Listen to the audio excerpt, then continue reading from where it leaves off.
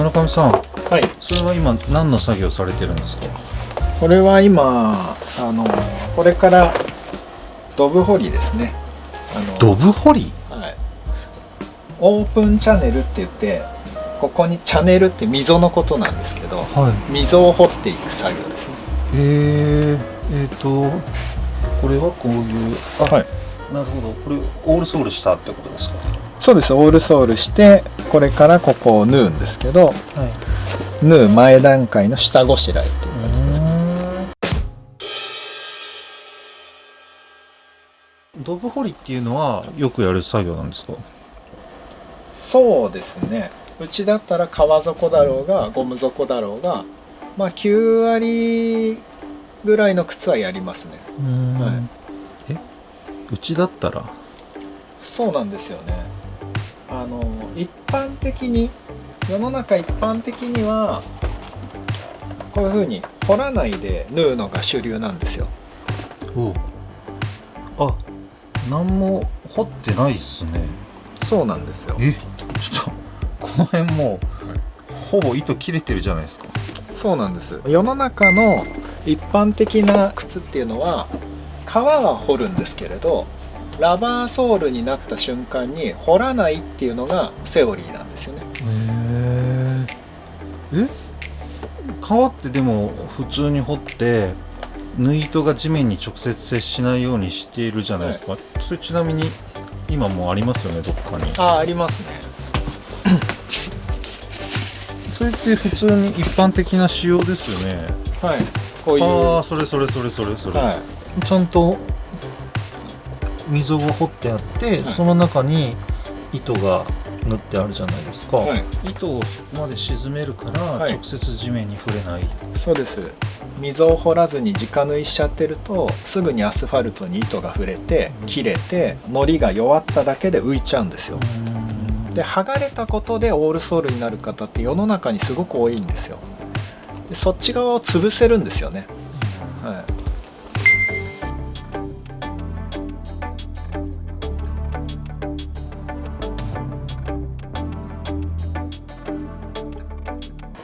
これなんで、ゴムの底になった時にそれやらないんですか、一般的には。ちょっと技術がいるっていう部分はありますよね。難しいんですか？難しいですね。革の場合はこういう専門の工具があるんですよ。グルーバーとかっていうんですけど、グルーバー、で似たような日本の工具があるんですけど、そっちをひょっとこって呼んだりしますね。ひょっとこの口みたいな形状してるんで、そのグルーバーで、ゴムを、革だとこうやって掘るんですよ。で実際革底でやってみせるとこういう感じになるんです。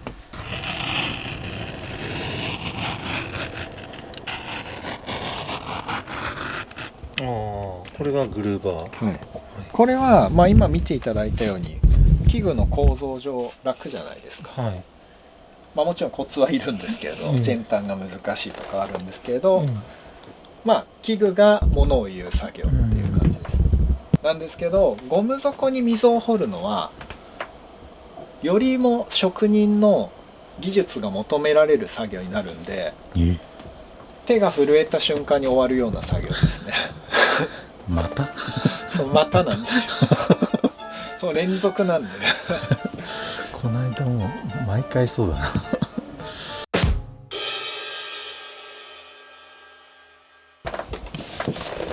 まずもうこの包丁だとダメなので、まず一回も使ってない包丁ですね。研いでから一回も使ってない包丁。そうです。一番切れる状態の包丁ですね。で研げてない包丁ではこの作業は絶対できないです。いきますね。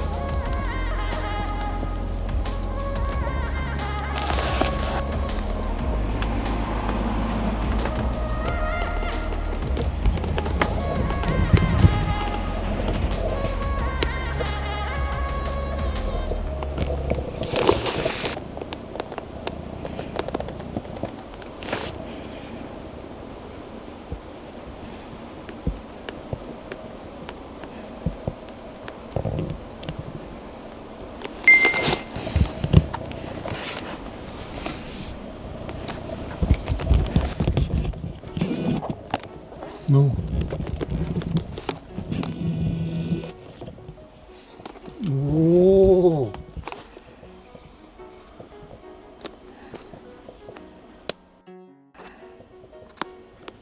おお。すごい一発で決めましたね。めちゃうまくいきましたね。いや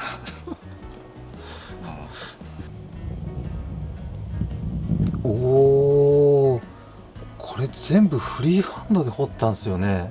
そうですね。すごい機械で彫ったみたい。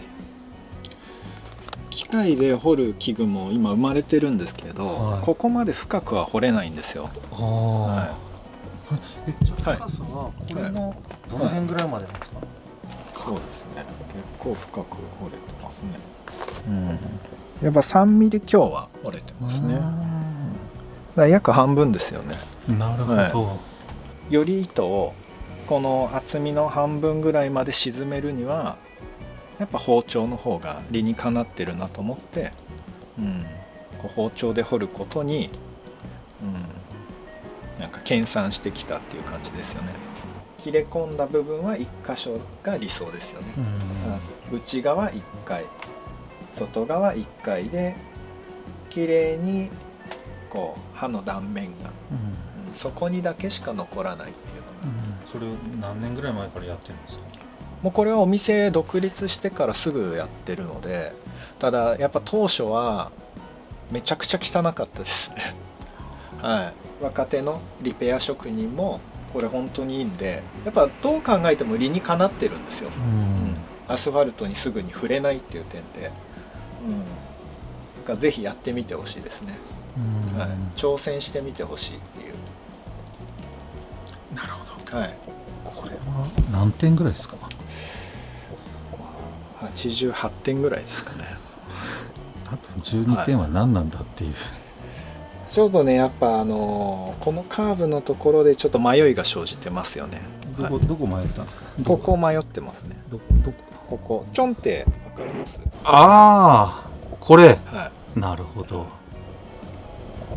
こんなこと言ったらお客さんに怒られるかもしれないですけど、靴底なんで1分履いたらもうそんなの分かんなくなりますよね。ああ、この迷いですか？はい、まあそうですね。まあそうなんですけど、いいとこしか見なくなっちゃうと、あ、今日は切れたな、よしこれでいいってなっちゃうと、なんか明日はもうちょっとだけ下手になってそうな感じがするんですよね。88点って考えることでまだいけるんだぞっていう